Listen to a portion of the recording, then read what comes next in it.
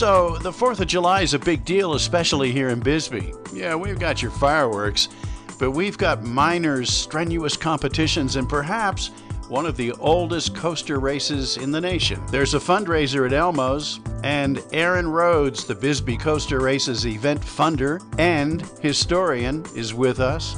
And what about Cody Carabeo? We ride with him the whole way.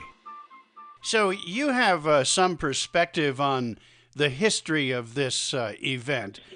Tell me a little bit about some of the highlights of, clear back in the minor days when it was adult men mostly, and it was pretty much no holds barred. Tell me about that. It was. It used to start way up towards the divide or at the divide, and they would have one or two men ride down, and I think that it was probably no safety regulations. I think if you showed up with the coaster, you went down, and over the years it's morphed into something a little more technical. I know it's over 100 years old, the tradition, so it's been quite a run for the coaster races. Did you have any sense for whether or not it attracted large crowds?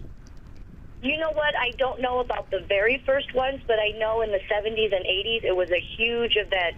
I think more like 30 to 40 or more participants took place in the adults, and then they also had the kids races too, so it could probably be up to 50 or more participants down Tombstone Canyon and ending on Main Street. I gotcha. There were some casualties back in the early days. Yes, there was. In the 70s or 80s, a person was killed. I believe it was a spectator. I know there's been wrecks recently as far as like the early 2000s or the 90s where the person was injured but not severely. Now, so the organization, and what is the name of the organization again?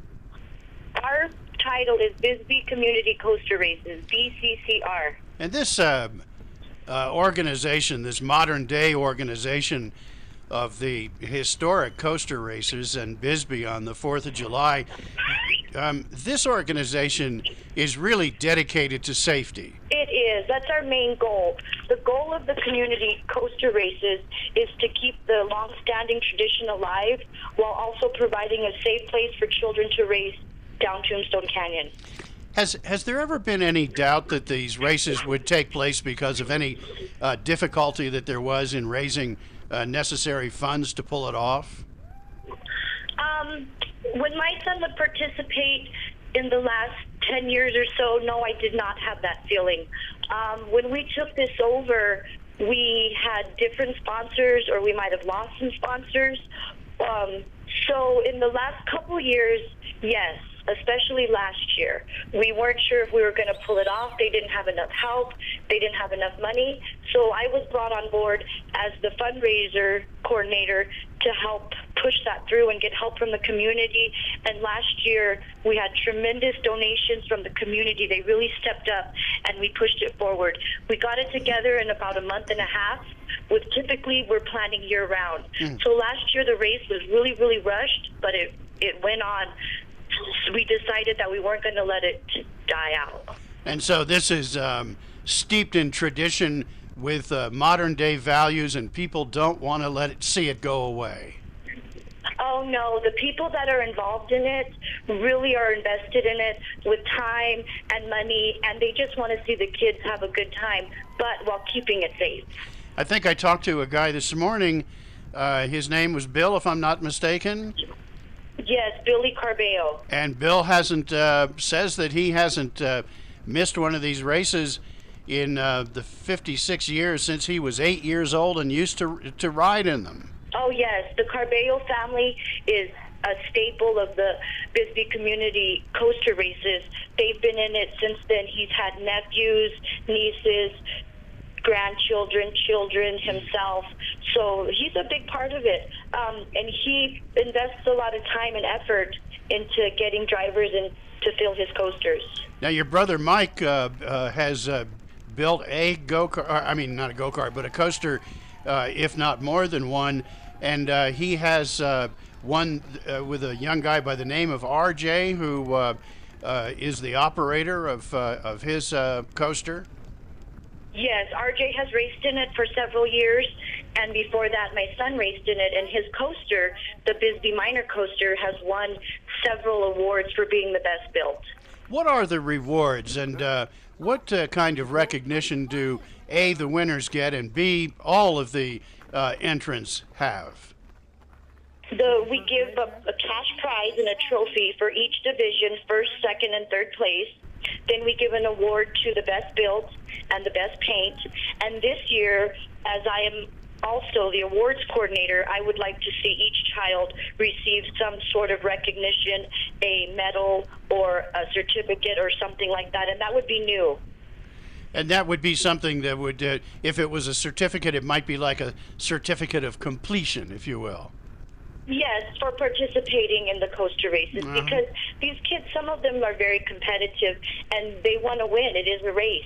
The main thing is safety, but it's a race, so they want to win. So we give cash prizes and trophies, and the kids really enjoy it. Now, one of the reasons we wanted to put this together on Sunday the 11th, I know that it's at St Elmos on Sunday, and it's a fundraiser. Yes, it's Sunday tomorrow at 1 p.m., and we have some great live entertainment provided by Terry Wolf.